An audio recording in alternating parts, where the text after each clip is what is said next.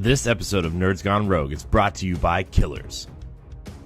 All John ever wanted was to be normal, but the grisly murder of his parents when he was just a child left something terrible brewing inside him. John was a killer, a fact he'd accepted as he now lived on the streets, looking for a place he belonged in this world. On a night that seemed like fate, while on a train heading west, a stranger intervenes as John is on the verge of his most recent crime. His name is Professor James Conrad, and he asks John to come live with him and a group of young serial killers he has taken under his wing. Together they search for a purpose in their murderous ways. It isn't long after a new sadistic serial killer begins to terrorize Seattle, and throwing a wrench into all they are trying to accomplish. Time seems to be running out for the group to find the answers they are searching for. Where will they go? What is their purpose? And with the killing closing in, who will survive the night? Written by C. Benjamin Doyle, Killers is available now on Amazon and Amazon Kindle. Get your copy today.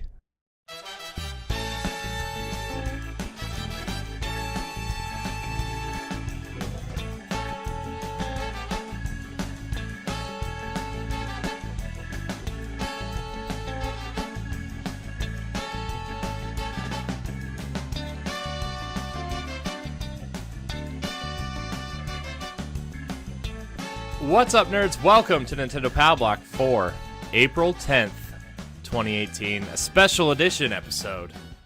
Yes. I'm one of your hosts, Corey Dirrig, and alongside me, as always, is that retro code, Edward Varnell.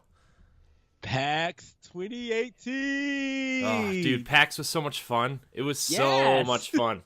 For those of you, if you're not caught up, I went to PAX this weekend. We left on Wednesday, took a road trip, and we went Thursday and Friday and came home Saturday, so I wasn't there the whole time. I would have, if I was to do it again at some point, I would probably go longer, just because I like it. I like watching people do stuff, and I liked watching the games being played, but PAX was awesome. Thursday wasn't busy. This was the first year they did Thursday, and it wasn't busy at all. But Friday was really crowded, and Saturday, I guess, was even more crowded than Friday. So, well, it's the weekend, and probably people were getting they probably still have work Thursday. Yeah, probably just got there Friday. Yeah, but dude, it was so much fun. I had such a great time. I went with Joey and my friend Mitch and our other friend Garrett, who is way younger than us, and just we always make fun of him because he invited himself. So we were like, yeah, you can come along, I guess. So, but it was a good time. It was really fun, and we had so much fun. And I know we talked about it on World 1-1 a lot. So I mean, you might hear overlap on a lot of the shows, but yeah, we're just going to talk about the Nintendo specific stuff today. But if you want to hear everything, check out next week's NGR or World 1-1 earlier today, or the various other shows if you want specific things. So, but yeah, Ed, it was a good time. Yes, you should have gone with me. It would have been a good time. Unfortunately, due to my situation with work, I couldn't make it. Yeah, I know. So. I know. Next year. That's what we should do next year. Which is weird. So that would probably be almost a 17-hour trip. Yeah. Because 6 hours to your spot. Yeah. 5-hour drive and then 5 hours to your house. I might just take 2 extra days. Just be you can go to work. Me and Mish would kick it. Yeah. I mean, yeah. But we're not really going to talk about what we've been playing. I know Ed's been playing Zelda, but that's about it. Hold on a second.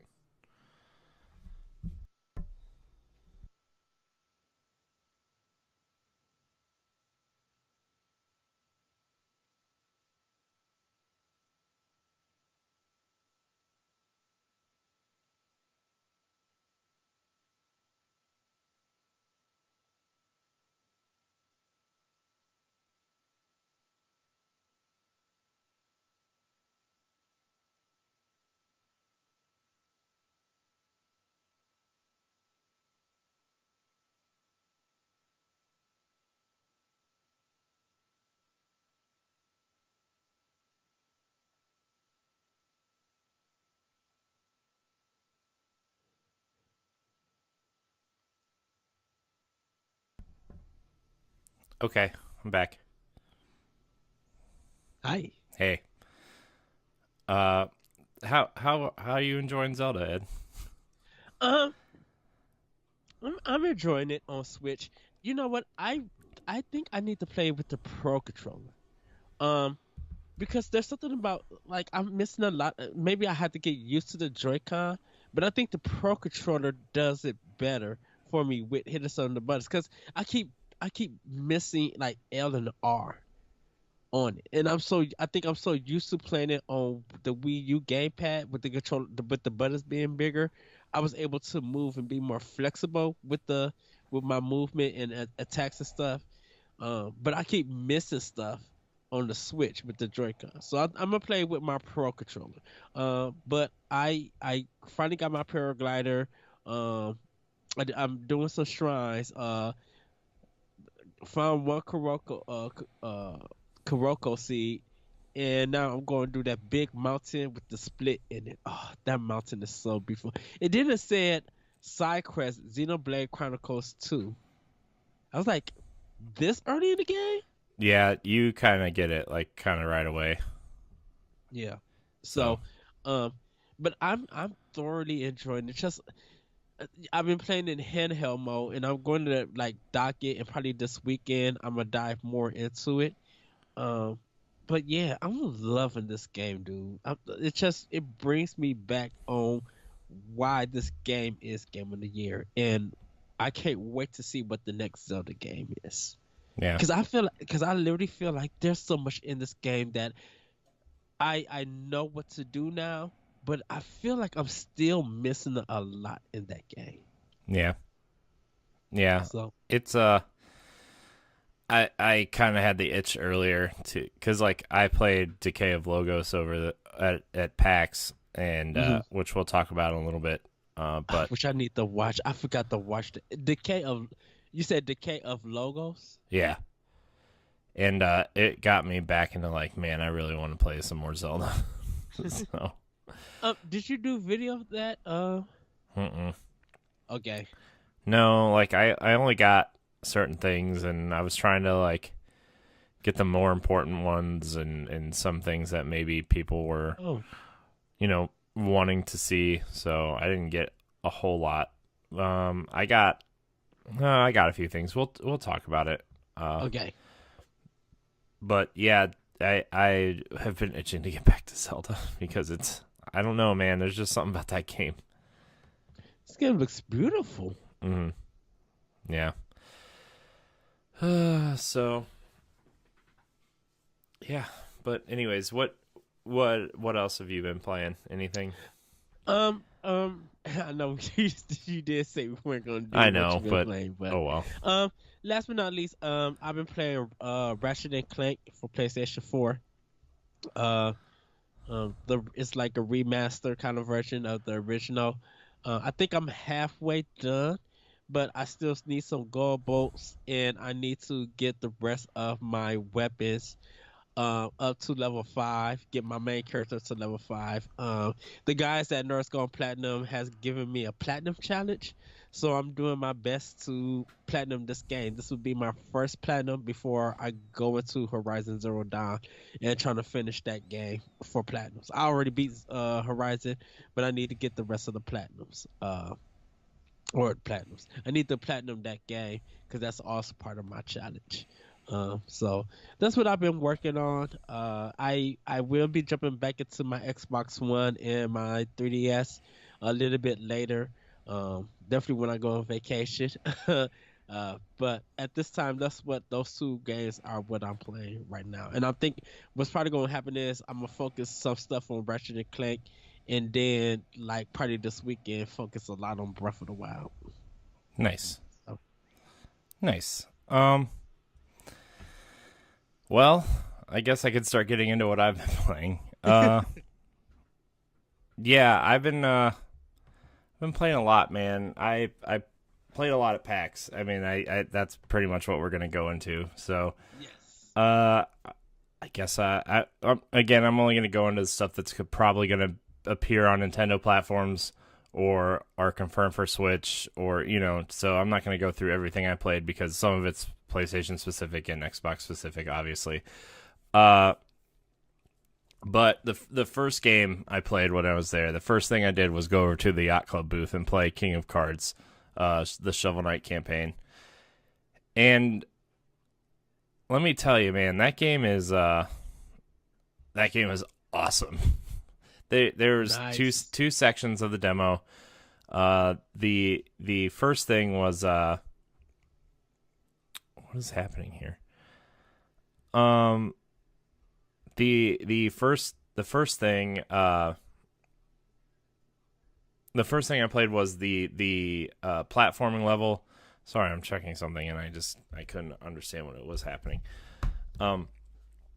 Was a platforming level through the Troubles, which is like where the giant whale fish thing is in the original Shovel Knight, and you kind of play through, and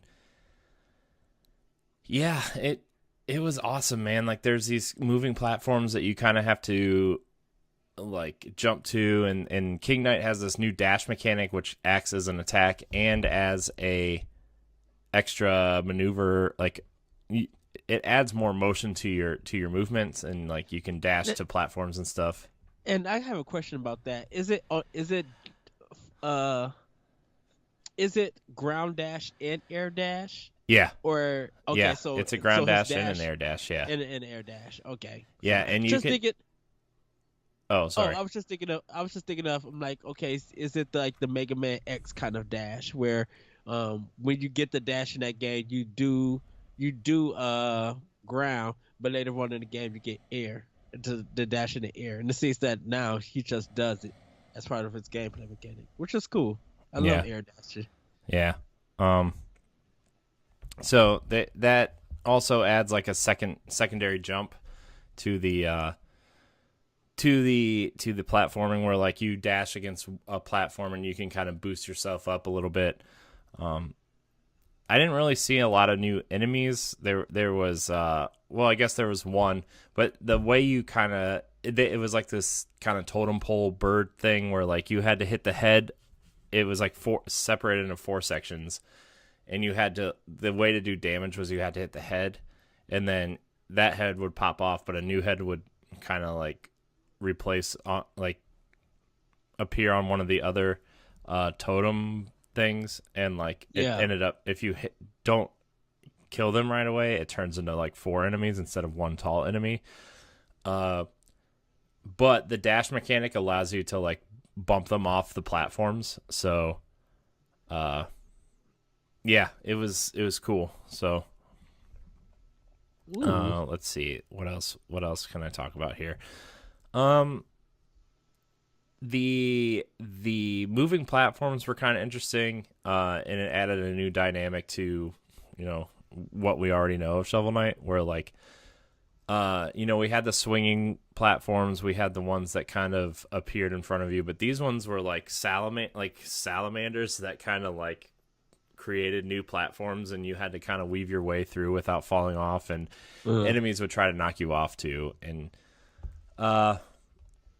yeah, man, it was really fun. It was really challenging. And then the other part that I played was the card game, which is kind of like a match 3 competitive style game. Like I kind of went over it on World 1-1, where we were talking about how it's kind of like a match 3 game meets Texas Hold'em almost, where like you have 3 cards and you have to match 3 cards, but they also have to like have a higher rank than the card that you're playing against, and you kind of build your deck as you progress through the game.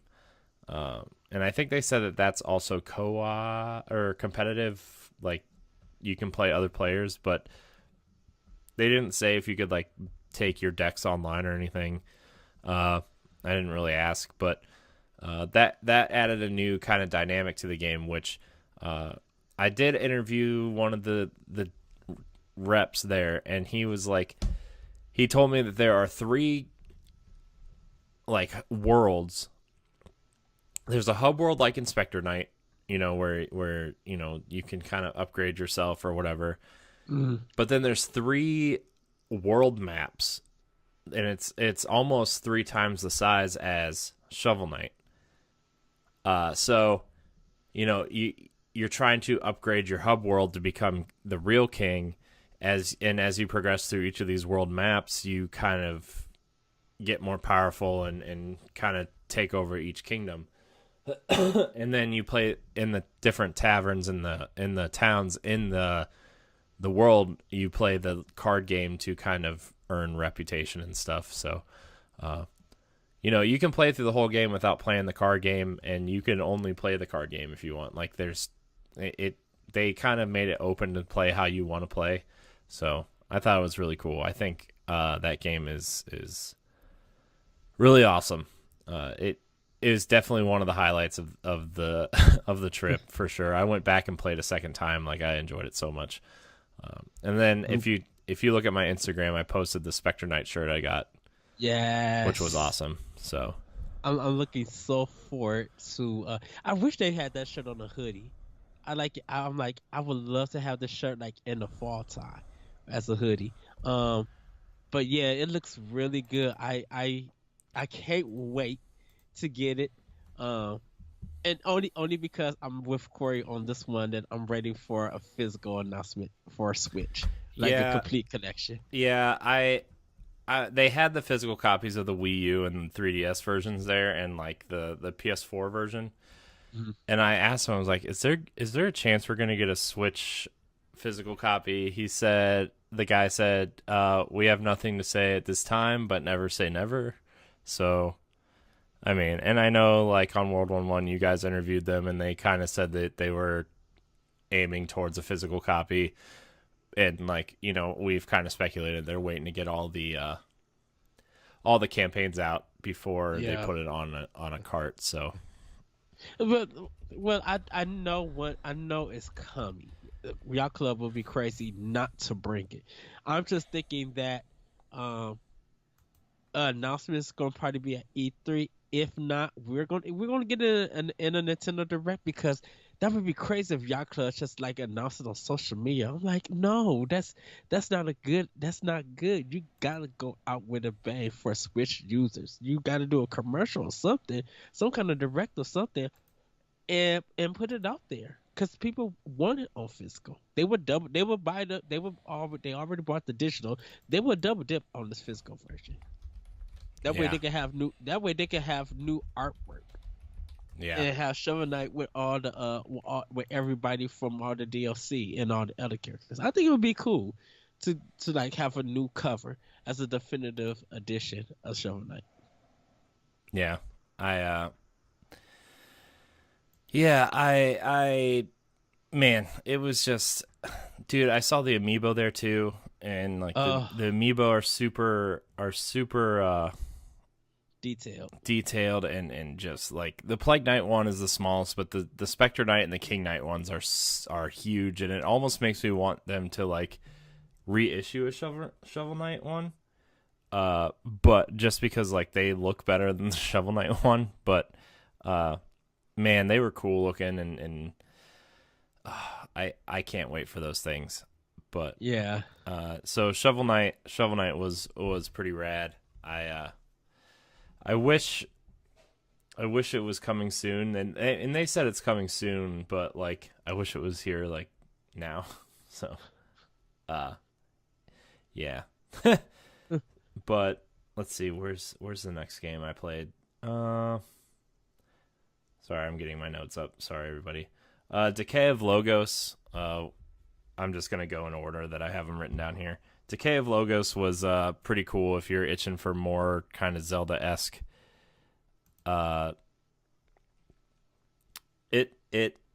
It's like this kind of open world. It is an open world action RPG, but it kind of reminded me of like if Breath of the Wild had Wind Waker's kind of color palette and like sharp shadows and sharp color palette, and it was darker. The weapons were cool, like the mounts were cool. The enemies were pretty cool to fight. Like I was fighting them with a bow staff. It was pretty cool. It had it kind of felt a little bit like if the combat kind of felt like if Zelda met a slower version of DMC a little bit, where like you can kind of like juggle people in the air and stuff. It felt really good. So I was taking a look at it, and it kind of reminds me of one of the Prince of Persia games that was on PS3 and 360, where it was just like one-on-one combat. Yeah. Uh, yeah, it was. It was. I don't really know because I spent most of the time exploring instead of fighting because I wanted to see as much of the world as I could. It looks really good. Yeah, it looks amazing, and like it was originally announced for just PS4, but they decided to bring it to Switch too because they're like, well, everything sells better on Switch, so why not? So that game was cool. I definitely advise people to keep an eye out for that one if you're looking for more Zelda-esque type things. So, okay. So we're gonna get into like I went into the Nintendo booth both days, but I tried to play all the games in the Nintendo booth just for this show. We're gonna start with Wolfenstein. Yes. Wolfenstein was awesome on Switch. Aside from some lighting differences in like the 30 frames a second and some textures that they had to make adjustments for just because it's running on lesser hardware. Like if you would have told me I was playing the game on a launch Xbox One, I would have been like, sure I am, I believe you. It looked that good. The shooting felt great. The pacing felt good. The movement and stuff felt really good. Mm-hmm. It kind of had a little bit of a motion blur to hide the 30 frames a second, which felt really good, which I think Wolfenstein 2 had that a little bit in it anyway. No, it didn't. It didn't. Okay, well they kind of did that in this game.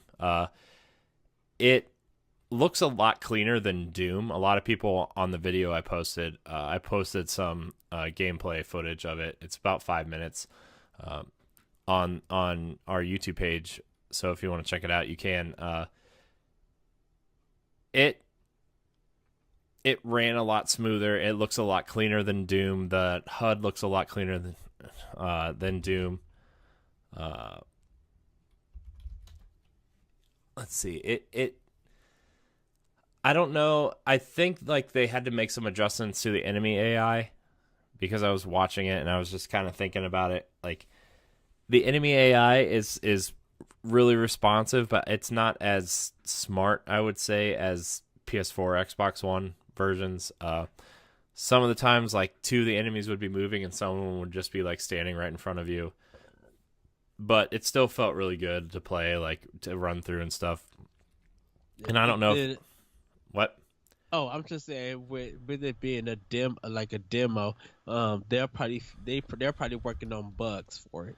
That's probably something that's just like, yeah, we're still working on to getting this game up there. Because I kind of didn't notice that the AI in Wolfenstein 2. I just know that the battles are just like a little bit too long. Yeah. But anyways, I was playing through and they allowed me to watch one of the story cutscenes, which was pretty surprising. And it ran really good. Like I was very, very, very impressed. It was very, very solid shooter, and I cannot wait for people to see this on Switch. I hope that it gets, and it's going to sound a little bit high, but I hope it gets 500,000 copies sold. Oh, I think it's going to... Dude, by the way people were talking about it and playing it there, I bet it sells more than Doom. Yeah, I can see that. If they could put it... I don't know what day they plan on because I don't know. I'm like, when do you release this? Because I feel like you got to release it on at least a Friday, that there is no big releases or anything. Like let that Wolfenstein 2 take that spotlight, but we don't know the rest of the year's release dates yet. They didn't say a release date, but I think it's because they want to do one last big push at E3 for it. I really think that's gonna be their kind of announcement day. Yeah, I think we'll get it soon after E3.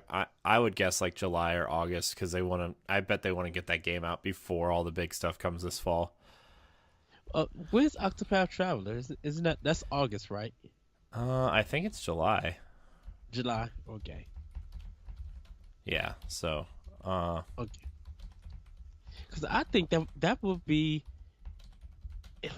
and if Octopath Traveler had got delayed, it would be good to get Wolfenstein 2 out before Octopath Traveler.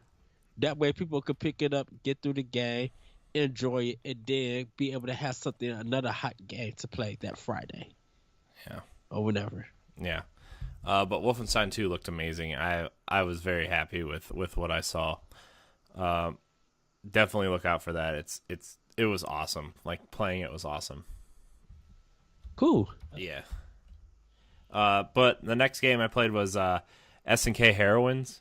Yes. Really, like it was a demo version. It was only running at about 30 frames a second, and it was choppy. But they said it was going to be they're aiming for 60 frames a second in either 900p or 1080p.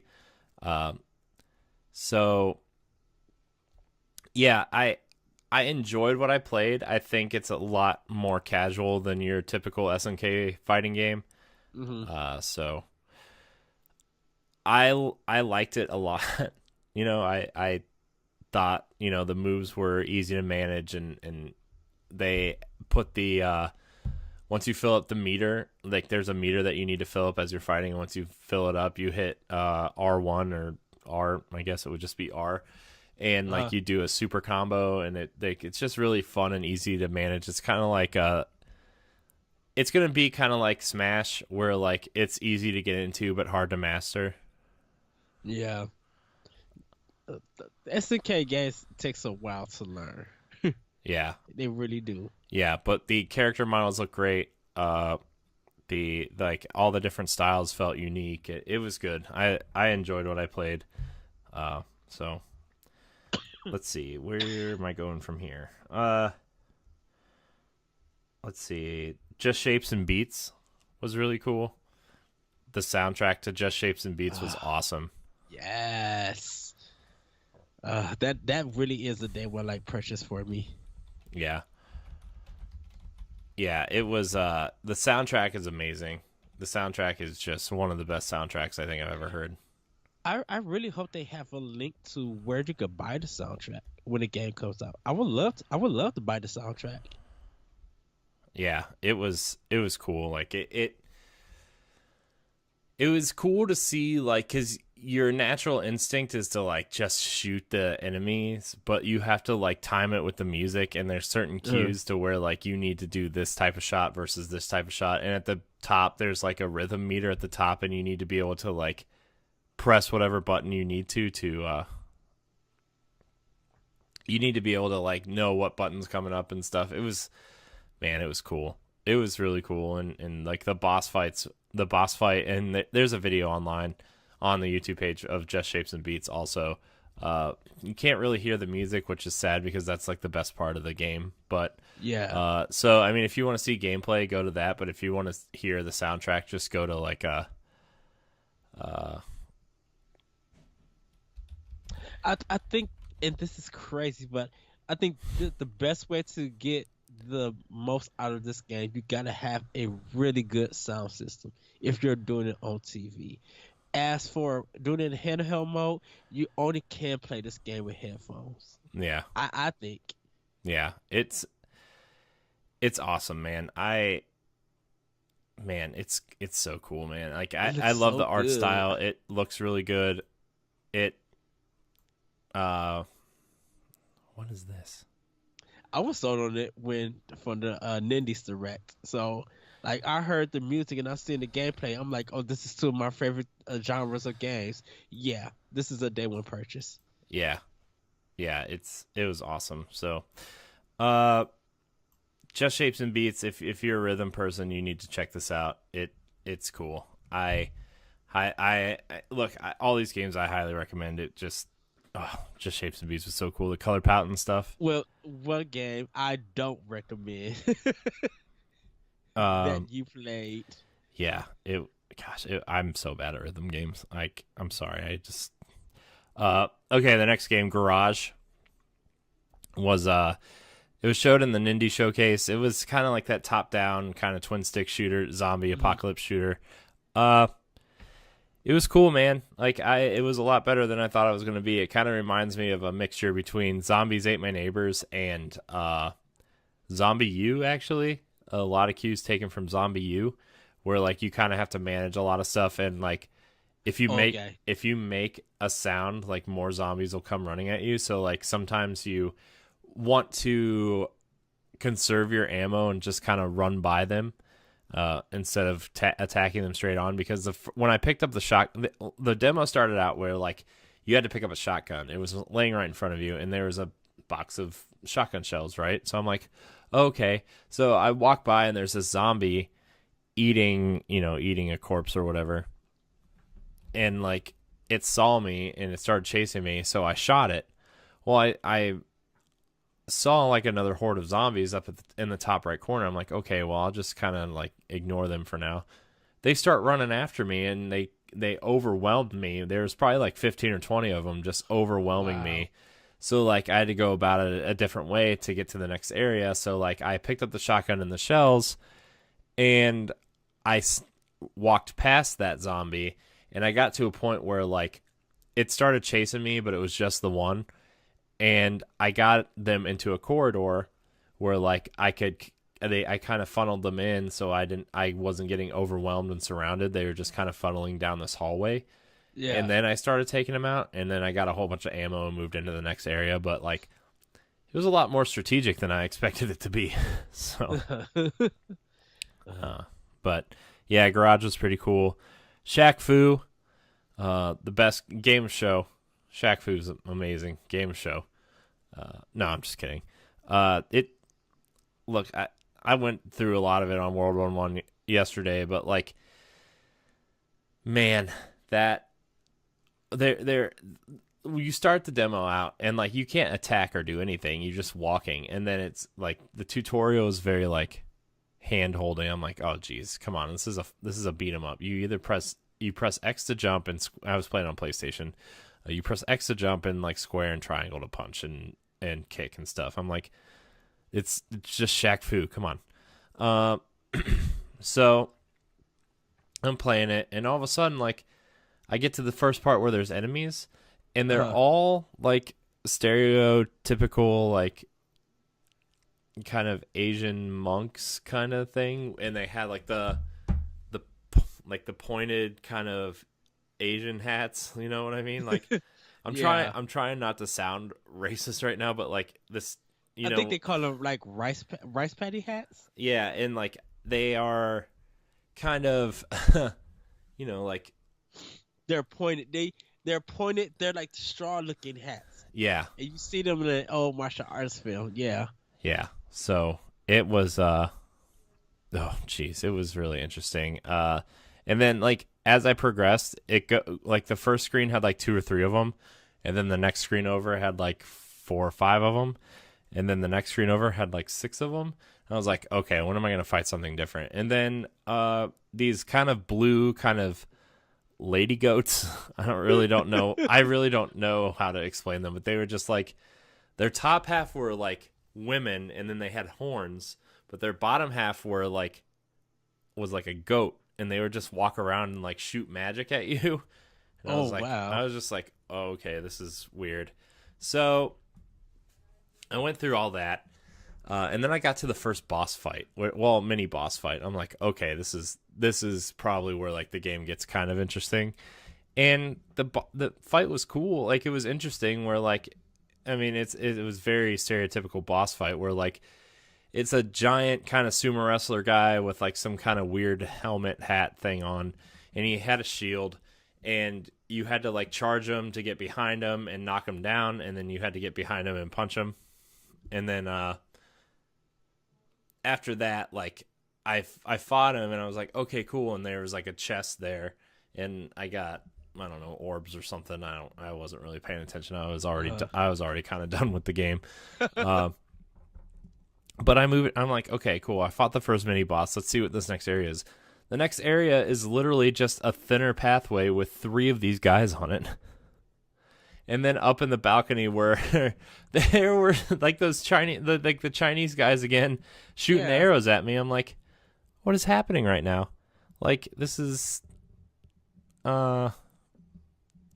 ridiculous. This is so just boring.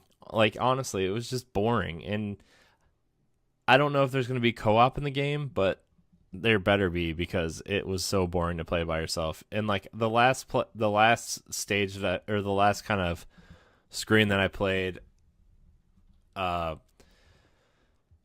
was a power up, and I got to play in this big metal suit where I just kind of destroyed everybody, and it was fine. But like, I mean, we kind of joke around about Shaq Fu on the show a lot, and like, honestly, I was kind of like wanting to play it to see how it was, and I'm glad I got to play it because I went from little to no interest in that game now. It was honestly, it was really bad. So, Jank. Yeah, it wasn't like janky, it was just like boring. Yeah. It was just boring, and I'm like, well, okay. So I like to call it flatline fun. Yeah. Because it's just like you're supposed to have fun, but it's just kind of dead. It's so bland. It's just like, I guess I'll play this. Yeah. So it was fine. I'm glad I'm getting it for free. I mean, I'm glad I don't have to pay money for it because I bought that NBA Playgrounds game. So I am not getting this game at all. Yeah, it was. Yeah. Don't waste your money, guys. It was kind of boring. So if it comes to the eShop for $1.99 on the sale, I'll check it out so I can laugh at it. Other than that, no. I mean, I'm gonna do a Let's Play of it, like when I get it, but like. If that costs any more money than like $5, it's just like, whoa, what are you doing there? Believe me, I will be there to moderate that. Yeah. So, but anyways, the next game I played was The Messenger. It's pretty much Ninja Gaiden. Like it's straight up Ninja Gaiden for NES. I will take it.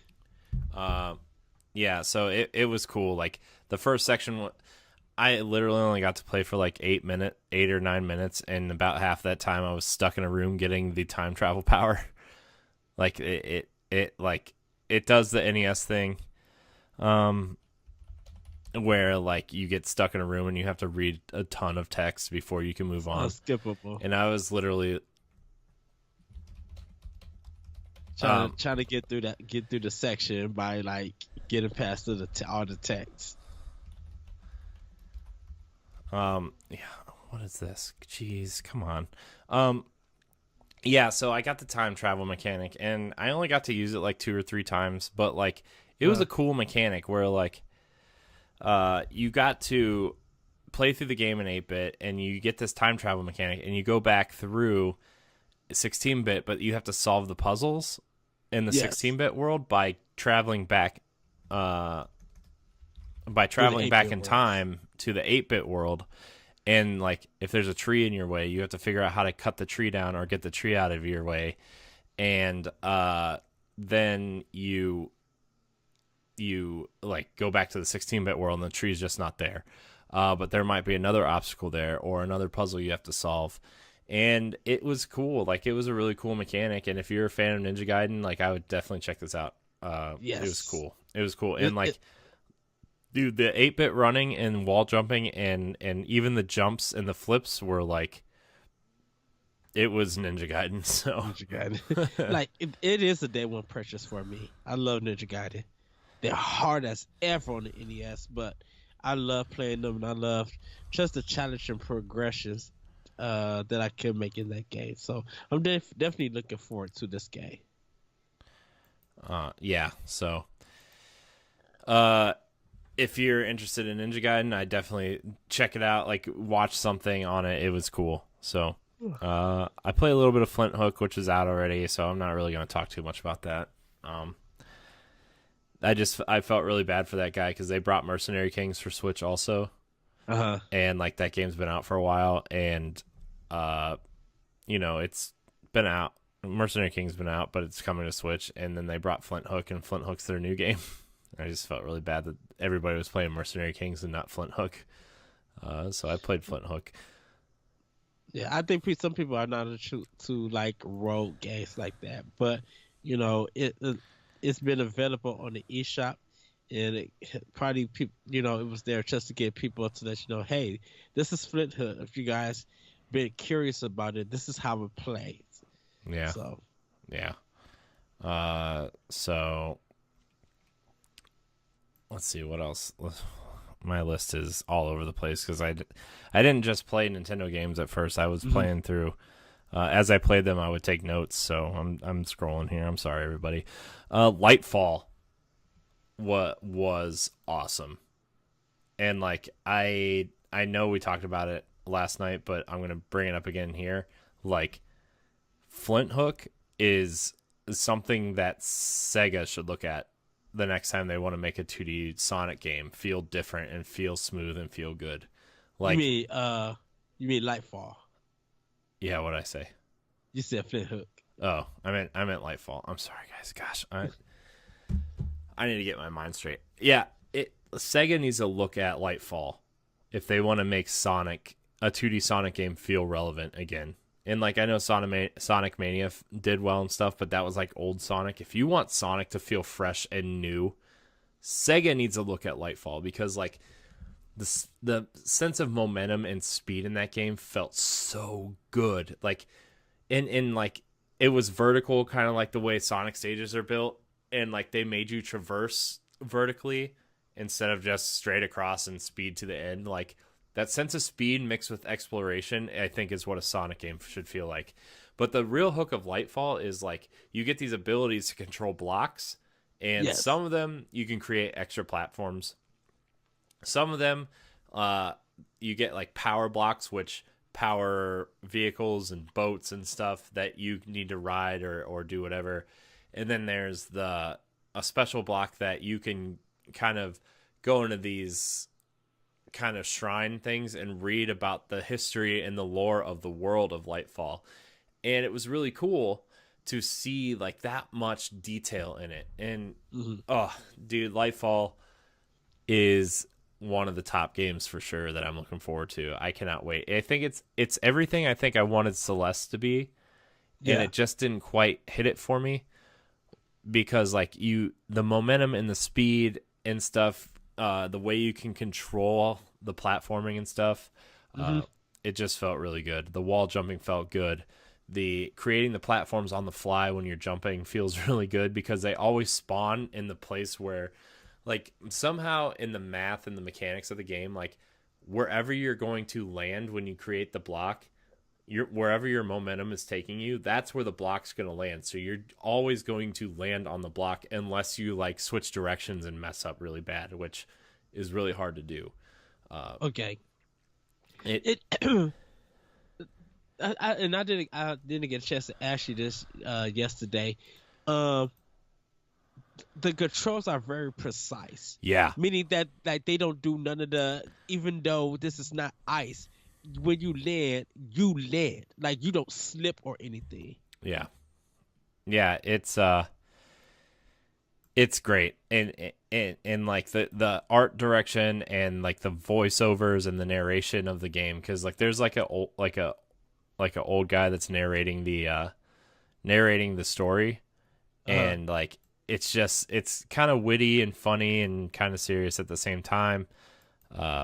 So I really enjoyed it. It was something special, and I want people to play Lightfall. And this is one of those games that not a lot of people really know about unless they watch the Nintendo Direct, and like I want people to play it. And I played the Steam version, but the Switch version he promised will be on par with the Steam version, like no graphical changes, no frame rate changes, nothing. So well, it doesn't look like it's very taxing on the system, so no, I expect it to run like really good. Yeah, It's cool. Lightfall is amazing, and I told the guy, I was like, look, this game is amazing. I hope people play this game. I need to go on my Switch and see if it's available for pre-order. I might just pre-order it. It's not yet. Okay. Yeah, so I think when he does do the announcement, if it comes up on the system where we can pre-order it, I think I'm gonna go ahead and pre-order this. I'm definitely gonna get it. Yeah. So Yeah. The next game, Dead Cells. I'm not gonna spend too much time on this game, but I went from like being not interested in this game at all to being thoroughly excited for this.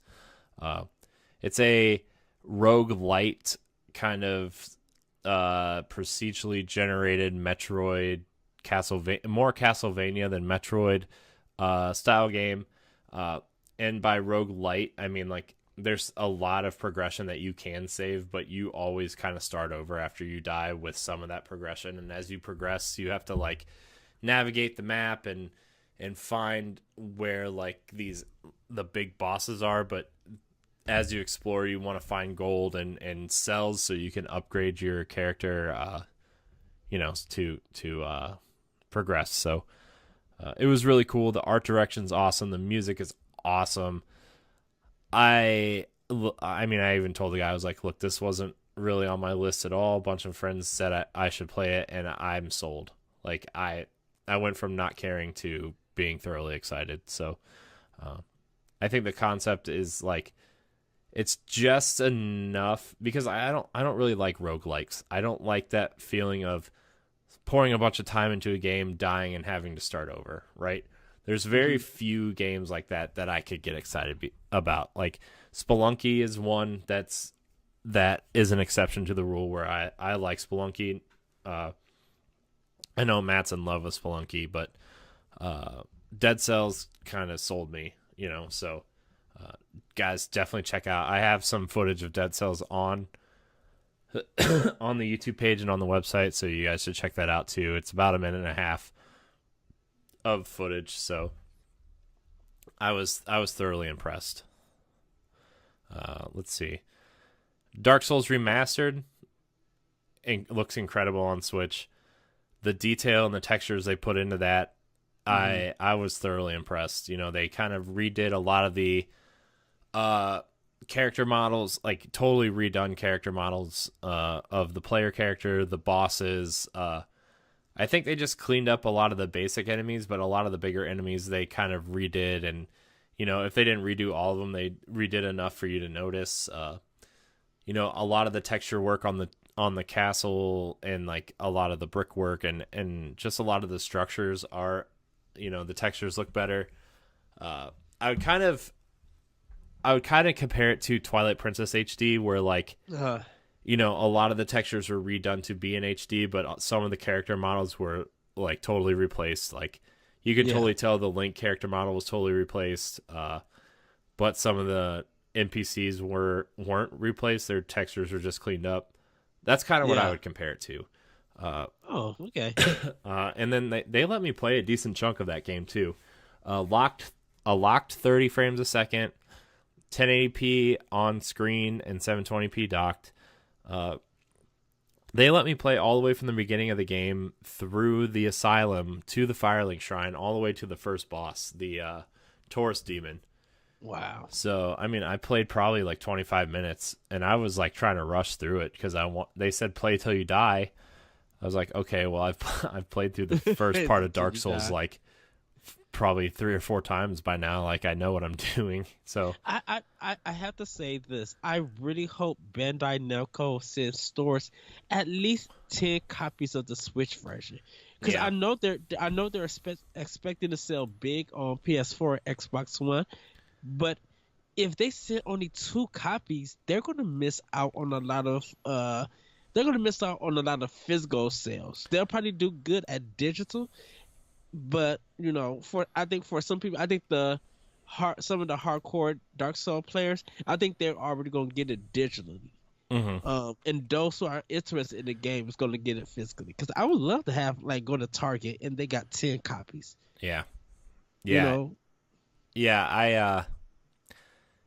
Dark Souls is a game that I think a lot of people are interested to see how the Switch version is going to play and run, and nobody's going to be disappointed. I mean, the big question right now is how's Blighttown going to run? But I mean, I obviously didn't see that part, but up until then, no frame rate hiccups, no glitching, no, like they even redid a lot of the I don't really know how to explain it. They fixed all the issues where like enemies could hit you through doors and stuff sometimes. They fixed all that. Like I remember there was this part in Dark Souls on 360 where, the skeleton was standing behind the door and he was swinging and he hit me, and they fixed that issue, which was really nice to see. And so I was thoroughly impressed with Dark Souls. I was impressed with almost everything I played, to be honest with you. I'm definitely getting this game. Yeah, it's a just a must have, and I don't think it's a must have just because it's coming to Switch. I think it's a must have to show that we want more games like this. We want more AAA games of this caliber to come to the system. Because Koei Tecmo and Nintendo got a good relationship. I could see Neo coming to the system. Yeah. I mean, look, I don't know how they did it, but it's clean. Like, and I know like the PS4 and Xbox One versions are going to be in 4K, 60 frames, whatever. But like, I don't even think people even worried about that. I think people want to just play this game on the go. Yeah, I mean, if you're going to play it on the go, I mean, it's awesome. So. Hey, that's how they did Skyrim. Everybody kept showing their copy and on their screen. They were just like, I'm in an airport playing Skyrim. So the same thing can happen with Dark Souls. Yeah. Let's see here. Donkey Kong Country Tropical Freeze plays like the Wii U version. Same as Hyrule Warriors. They both basically played as like the Wii U versions. Very clean, very smooth. Hyrule Warriors felt like the frame rate wasn't dipping like the Wii U version did, though, so that was nice to see. I did see the Breath of the Wild costumes in action. I didn't get to play as those, but I saw them on one of the demo kiosks that was there.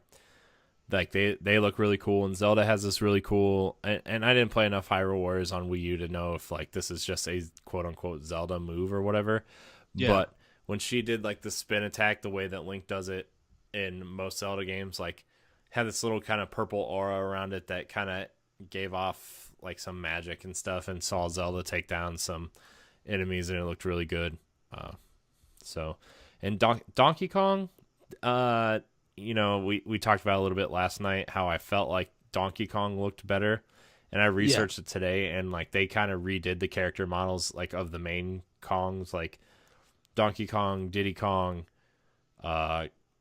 Funky Kong, like Funky Kong's new, but like they all got new character models, like cleaned up new character models, and Donkey Kong's idle animation no longer plays 3DS. He's playing Switch now, so that was cool. Yeah. So I'm kind of excited for those games. Sushi Strikers I saw. I didn't play it, but it's a weird game. Like, and like I told you, I was watching the Switch version. And it's one of the few games that it's coming to both systems, and I'm like, this might be better suited for 3DS because that game is so vertical that like having that vertical two screens is actually going to benefit players. So I mean, it was cool. It looked really nice. It looked really pretty on screen, but I mean, I still think the 3DS version is going to be the superior version. Just for that reason alone. So, what else did I see there? Where's my list? Travis Strikes Again is the last game on my Nintendo list. Travis Strikes Again looks really solid. Like, it was fluid. The combo system looked great. The way like it looked, the combat looked like a mixture, like a top-down mixture of Bayonetta meets Batman Arkham series, where like you would do a really cool combo, and then it would automatically, like the way that Batman Arkham does, where like when the enemy attacks you, you kind of switch to the next closest enemy Yeah. to continue your combo, and it just did that so fluidly. Like I didn't even have to like move in that direction. It would just do a dash to the next enemy, or I continue the combo into the next enemy, and it felt so good. The art direction's really cool. Everything looks so clean in HD. Like, you know how No More Heroes looked, and you're just like, and after you started seeing HD games come out, you're like, man, I wish this game was in HD, and I wish it was a little bit cleaner, which we did end up getting on PS3, but at that time nobody really cared because whatever.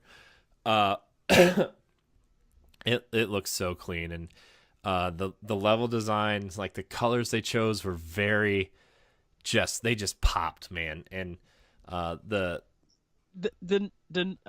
you go on, Corey, the No More Heroes color scheme has always been good. Yeah. I mean, it has, but this, like, integrating the video going into video game aspect, parts is just like, wow. Like I was wowed by this. It was awesome. The use of colors was done right. Yeah, just like they get it. Yeah, they definitely get it. So, and then Suda 51 was there. Like, yes. And he, like, dude, when he was in the booth, so many people were crowding around him that I was trying to get over there to take a picture with him, but like, there were so many people, and he was like, his people kind of escorted him out of the booth after like 15 minutes. But he would walk up to people and start playing the game with them. Just pick up the controller and start playing with them, and it was like really cool to see him interact with people. It was cool. It was awesome. Regardless of what you think of his games, I think Suda 51 just has an aura about him of video games that it just attracts you to, and just be like, man, you really do love making games. And I love the unbeaten path that you take to make these crazy games. Like, you make video games. Yeah. Yeah. And I was everything in the Nintendo booth, and then all the indies I played, I was really kind of impressed with a lot of it. I played Guacamelee, which I assume will come to Switch at some point. That 4-player mayhem Guacamelee 2, everybody. Yeah, Guacamelee 2, sorry. That 4-player mayhem was crazy. that let's plays up on the YouTube channel too. You guys have got to watch it. I looked at that and I fell out laughing, dude. I cannot wait to play this game. I literally might have to hold off for the Switch version. I'm tempted to get it on PS4, but I want to get. I'm definitely getting this on Switch if it comes, because I got to play that section and literally laugh because I thought that was so genius of Drinkbox. Yeah, it was cool. I loved every minute of it. So. But that's kind of everything that I played Nintendo related. Like I said, if you want to hear everything that I played, check out World 1 or probably next week's NGR Radio. Like, I'll be talking about it a ton next week on there. But Nintendo's booth was really impressive. Like, everyone was so kind of just happy to be there. And I got a Nintendo bag, a pull string bag, because if you play their games, they gave you tickets, and then you redeem tickets for the bag. So it was cool. I got a cool bag. So that's a nice reward. Yeah, it was cool. So, but anyways, that was kind of everything I played. It was so much fun, man. I want to go back at some point and just kind of take it all in again. It was amazing. So I'm so happy for you. Yay. I wanted to wear my Spectre Knight shirt, but everything that I had said please wash before wearing, including the hoodie that I've been wearing the past 2 days.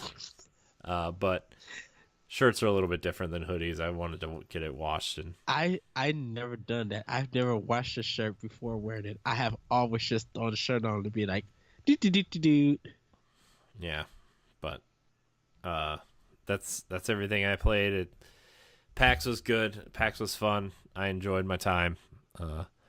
Yay! I mean, is there anything you want to know other than the games I played? Like, Well, I mean, the cosplay was really good too. A lot of it. that's good to hear. Was there more video games than anything else? Like people come to PAX, I thought people came to PAX for like comics and stuff, or was it just, or is it just Well, like, there's a whole board game and like card game section of PAX. Like half uh, the convention center was video games, and the other half was board games and card games and other games. You know, like it was just it's a little bit of everything, and it was. and when do they have their panel? Was they having a panel like every night, or There's panels all day, like from like 10 a.m. to midnight. There were panels, and some of them were cool. Like I wanted to go to making the next great 3D Mario game panel, but I was in line at the Nintendo booth and I didn't want to lose my spot. The only panel I went to was the Giant Bomb 10th anniversary panel, which was really fun. But you know, there was like there was a Final Fantasy and Zelda music concert there while we were there. Like that was nice? included in the price. You know, there were panels all day. There was making a Final Fantasy 15, which would have been really interesting to see how it transferred from Versus 13 to 15, and the DLC that followed. There's a lot of like Twitch people there. When I was in line at Xbox, I saw Major Nelson and Morgan Webb. Like, there's all kinds of just, you know, semi-famous people there. So it was cool. That's cool. It was really cool, man. And they were just like walking the show floor, like, oh yeah, they're people too. You know, a lot of YouTubers and podcasters and Twitch streamers and you know, a lot of devs were there. It was cool. It was really, really cool. That's good. I love hearing stuff about that. And it seems that this one was a success. There wasn't no like bad press or controversy coming out of it. So that's really good to hear. Yeah. Yeah. Yeah. I saw a lot of really good cosplay. Like a lot of Overwatch cosplay was good. There was a really, really good Zelda cosplay where like I'll have to send you a picture after the show, but like it was I don't know where she had the time or the money to sew this dress, but like it was the Breath of the Wild like royal gown. And I was like, what? A lot of people, like when they find out PAX is happening, when they see a costume, something like that, they start like 3 months ahead. Like they start way back because they got to order materials, they got to find the parts for it and stuff. Like, and they gotta get it sold, or they're gonna sew it themselves, or have someone else do it. Like they invest a lot of money for those costumes, for cosplay when it's done very professionally. Yeah. So yeah, it was great. Like the Aloy, like I was telling Sana, like the Aloy cosplay that I saw, the one like you would have sworn she was pulled right from the game, or she was like the girl that they used for the character model. Like it was that impressive. Like wow, she had all the hair braided. She had the hair braided and like full on like leather hide like costume, and like she even did like the little freckles under the eyes and like the red cheeks, and just like I was blown away by some of this cosplay, and like some of it wasn't like professional, but you could just tell people were having fun dressing up and having a good time, which was cool too. What I like about cosplay, when people do it, I love how nice they are. I'm like, is it okay if I take a picture? I'm like, and I always tell them that they did a great job, whether it looks good or not. I'm just like, this is fantastic, and I'm just like, okay, you guys are this, and I'll ask them if I can take a picture, and then they'll let me get their camera and take a picture of them so that they could take it back and post it and stuff. So yeah, I love cosplay. It's good that you got to see it. I don't know if you ever been used to seeing people do cosplay. Yeah, stuff. Yeah, I mean, I've seen it before, but like I follow some cosplayers on Instagram and stuff, and like it's always really good, but it was really cool to see some of it in person. So I mean, I wish we could have done more. Almost like there was a lot of like YouTuber meet and greet stuff that I wish we could have gone to, but a lot of it was Saturday and Sunday. So, I mean, what's good was on Friday night, but I wanted to go to the Giant Bomb thing, and I kind of, you got to pick and choose what you want to do. Next time I go, I'm going to have like a better game plan. I just wanted to play a lot of the games, to be honest with you. But yeah, PAX was fun. I can't wait to go back. Like, it was just an experience, man. The only thing is like, I wish somebody else from NGR would have gone with me, whether it was you or Matt or whatever, just to like, so we could do like proper coverage, If I find out what the prices are for tickets, and like, I already know the train stuff, so I would just have to get that part and then actually like really get my tickets and stuff. Because I don't know if they announced 2019 price for PAX. But I want to be prepared for that. I want to put at least $500 aside to be like, okay, I got my train stuff ready to go, my traveling expenses to go, find out how we're going to do hotel, and then get the ticket. And like, I will be there with you for it. Yeah, it was fun, and I hope, like, if anybody out there, like I know it's not like in everybody's budget, but I do urge people to, like, if you're into anything like that at all, like, just to go once, like, even if it's just for one day, like, just go once. It's worth it, and it was amazing. So I do want to go to PAX. That's one of my goals that I always wanted to do. Yeah, it was so much fun. But anyways, that was my experience at PAX. Hope you guys enjoyed my giant rant about games and my kind of scrolling through notes on air. But yeah, this has been Nintendo Pow Block. Remember, you can find Nintendo Pow Block every Tuesday and Friday here on NGR Radio. Like, subscribe, and share it on our YouTube page. Remember to watch Pod and Play every Saturday. We've got 5 more episodes going up, so make sure you check them out. This past week was The Order 1886, and this coming week is Wind Waker? No, Captain Toad, I think, is this weekend. So check those out. Remember to check out Squad Goals, our multiplayer playlist for Arsenal X. Download our family of shows, NGR Radio, World 1-1, Nerds Gone Platinum, and Arsenal X, as well as this show. Rate us on iTunes. We're now on multiple podcast services. If you're watching this video, let us know if there's a podcast service that you specifically listen to, and we'll try to get the show up on there as well. But Ed, where can we find you? You guys can find me on Twitter at ThatRetroCode. You can also check out my podcast, Optional Opinion, on SoundCloud, iTunes, Google Play, and TuneIn, and other podcast apps. The latest episode is up, and I'm talking about entitled gamers. So you guys give that one a listen, and hopefully you guys will check out the next episode where I'm deep diving into Way Forward. I'm talking about their history and some of their games. Yeah.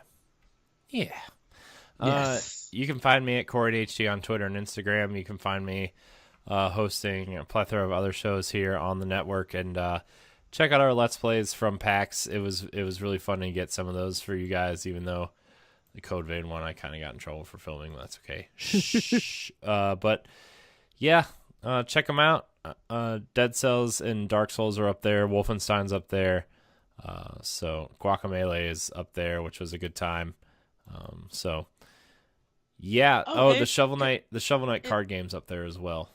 And a great job, Corey, for on the floor coverage. Oh, thanks. I probably could have done better, but I didn't really know how I was going to do it by myself. So I just I wanted to make sure I at least got gameplay. So, you know, and I figured we'd just talk about them on the podcast. So, yeah. I can't wait. Yeah, it's my goal to come next year. Yeah. Yes. But anyways, thank you guys so much for watching. Until next time, we love you. Bye, everybody. Woohoo. Wahoo.